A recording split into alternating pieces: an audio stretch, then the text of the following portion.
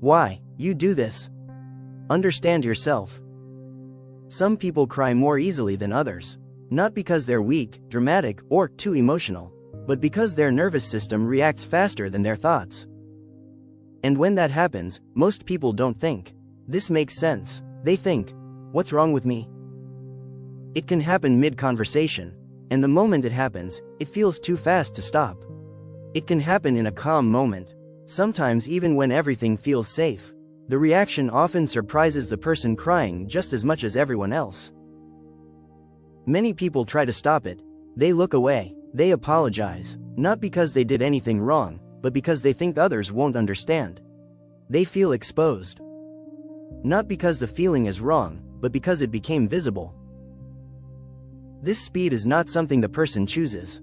It is how the system is built. Some people experience emotions as something that arrives very quickly, almost all at once. There is very little distance between what happens outside and what happens inside the body. A tone of voice, a look, or a pause in a conversation can immediately create a physical reaction.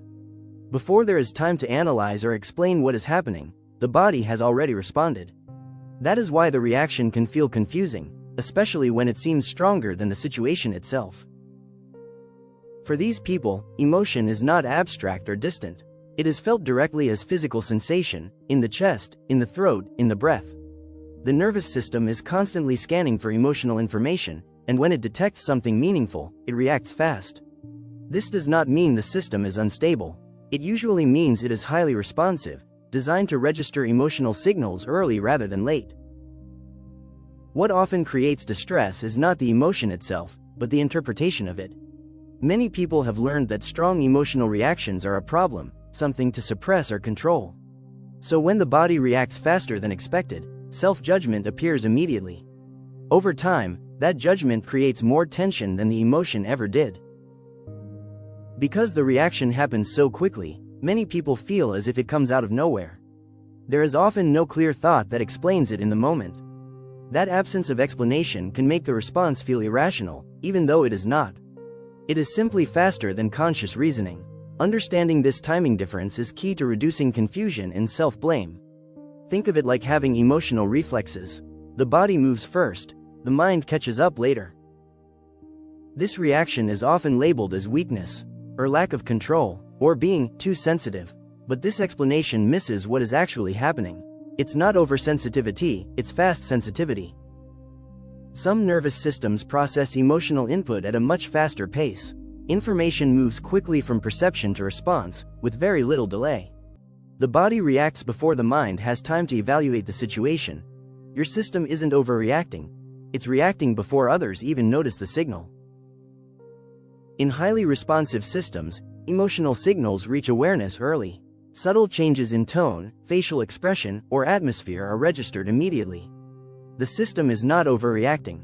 It is reacting quickly, and speed often looks like intensity when it is misunderstood. This is why trying to control the reaction rarely works. Control operates through thought, but the reaction has already happened before thought arrives. The body is not ignoring logic, it simply moves faster than it. This speed difference often becomes most visible in social situations. The nervous system responds before the person has time to decide how they want to react.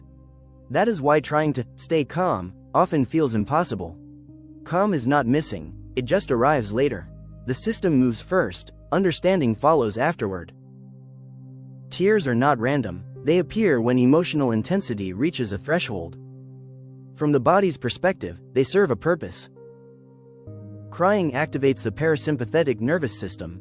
It lowers stress hormones, slows the heart rate, and helps release internal pressure. In other words, it supports regulation. The body is not breaking down, it is trying to restore balance. This is why many people who cry easily often feel calmer afterward. The emotion moves through the system instead of staying trapped. What looks overwhelming on the outside can actually prevent long-term emotional buildup. When this mechanism is suppressed, the system has to find other ways to discharge tension. Those ways are often less gentle than tears. This is why crying often feels relieving rather than exhausting afterward. The body has completed a full stress cycle instead of interrupting it. When this process is allowed, emotional energy does not linger. When it is blocked, the system stays activated longer, even if nothing appears to be happening on the surface. The real problem usually starts here. Crying is treated as embarrassing, as inappropriate, as something that should be hidden. But society misunderstands biology every single time. When a natural bodily response is repeatedly shamed, people learn to mistrust their own reactions. The emotion itself becomes layered with fear.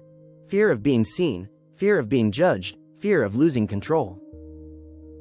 This creates internal conflict. The body wants to release. The mind wants to stop it. That tension often makes emotional reactions feel stronger, not weaker. Over time, many people become hyper-aware of their own responses. They monitor themselves constantly, and monitoring your emotions makes your body feel like it's always being watched, even when you're alone. Over time, this inner conflict can become more stressful than the original emotional trigger. The body reacts, and the mind immediately tries to shut it down. That internal fight often becomes louder than the original emotion. That internal struggle keeps the nervous system alert. When reactions are met with understanding instead of resistance, the system often settles faster on its own. Suppressed emotions don't disappear, they stay in the nervous system, often showing up later as anxiety, exhaustion, or numbness. Emotion never disappears, it only changes shape. Sensitivity is not fragility, it is a processing style. Highly responsive nervous systems often notice emotional information that others miss. Small shifts, subtle signals, unspoken cues. This awareness can feel overwhelming when it is misunderstood, but it is also what makes these systems deeply perceptive. They are tuned to nuance. They respond early rather than late. When sensitivity is reframed this way, it stops being a personal flaw and starts making sense as a biological pattern. When people stop fighting their reactions, something changes. Not because emotions disappear, but because resistance decreases. Emotional regulation improves when the system is allowed to do what it is designed to do. Not by forcing control, but by reducing internal opposition. The less the reaction is judged, the shorter and cleaner it becomes. Acceptance signals to the nervous system that the danger is over. The nervous system no longer needs to escalate to be heard, and that often leads to less intensity over time, not more. You don't need to fix everything you feel. Some responses exist for a reason. Understanding your system changes how you relate to yourself, and sometimes that alone reduces the intensity by half. Does this explain something about you?